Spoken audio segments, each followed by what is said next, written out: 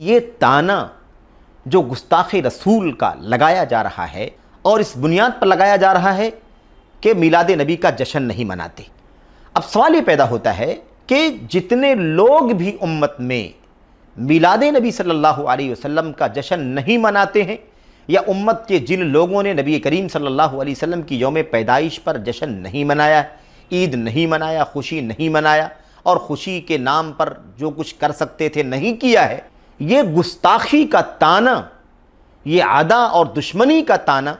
ان سب تک پہنچتا ہے۔ کوئی یہ نہ سمجھے کہ آج اس دور میں اگر ہم یہ کہتے ہیں کہ میلاد رسول نہیں منانے والے گستاخ رسول ہیں، تو یہ تانا صرف آج کے دور کے لوگوں پر، آج اس زمانے میں جو لوگ موجود ہیں اور جو میلاد نبی نہیں مناتے ہیں، صرف یہ تانا دشمنی کا، عداوت کا، گستاخی کا صرف انہی تک نہیں پہنچتا ہے، بلکہ یہ تانا، یہ گستاخی کا الزام، یہ دشمنی کا الزام، عداوت کا الزام میرے بھائیوں ان تمام لوگوں تک دراز ہوتا ہے جنہوں نے امت کے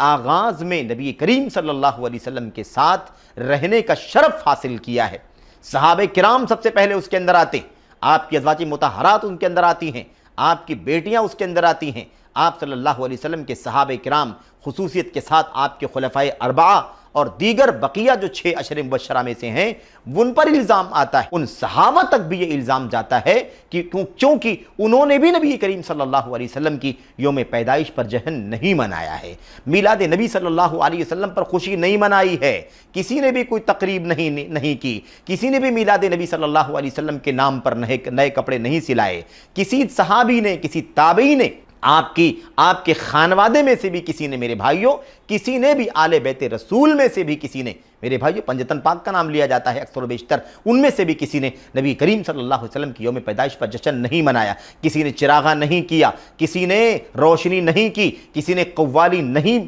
میرے بھائیوں گائی، کسی نے رقص نہیں کیا، کسی نے بھی اس طرح کا کوئی کام نہیں کیا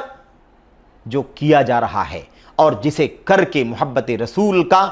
دم بھرا جا رہا ہے اور دوسرے لوگوں پر گستاخ ہونے کا اور دشمن ہونے کا تانا لگایا جا رہا ہے۔ میرے بھائیوں اب آپ سوچئے کہ یہ گستاخی کا تانا کہاں تک پہنچتا ہے؟ کیا حضرت ابوبکر صدیق رضی اللہ تعالیٰ عنہ نبی کریم صلی اللہ علیہ وسلم کے گستاخ تھے؟ کیا عمر بن خطاب رضی اللہ تعالیٰ عنہ گستاخ تھے؟ کیا حضرت عثمان غنی رضی اللہ تعالیٰ عنہ دشمن تھے؟ کیا حضرت علی بن ابی طالب رضی اللہ تعالیٰ عنہ کو نبی کریم صلی اللہ علیہ وسلم سے عقیدت نہیں تھی، والہانہ محبت نہیں تھی، آپ سے تعلق نہیں تھا؟ کیا ان کو نہیں خوشی تھی کہ نبی کریم صلی اللہ علیہ وسلم کی پیدائش ہوئی ہے تو ہمیں آپ کی پیدائش پر جشن منا کر کے خوشی کا اظہار کرنا چاہیے؟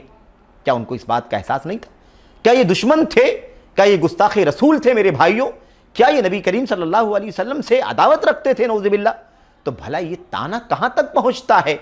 پھر یہ تانا میرے بھائیوں امت کے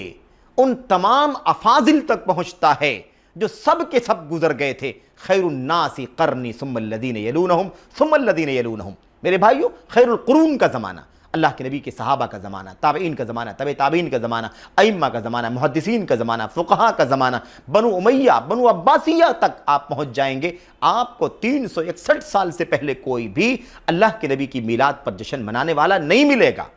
یہ سب کے سب نعوذ باللہ گستاخ ٹھہرتے ہیں، سب کے سب نبی کریم صلی اللہ علیہ وسلم سے دشمنی کرنے والے، عداوت رکھنے والے ٹھہرتے ہیں۔ تو یہ تانا کس قدر سنگین ہے میرے بھائیوں۔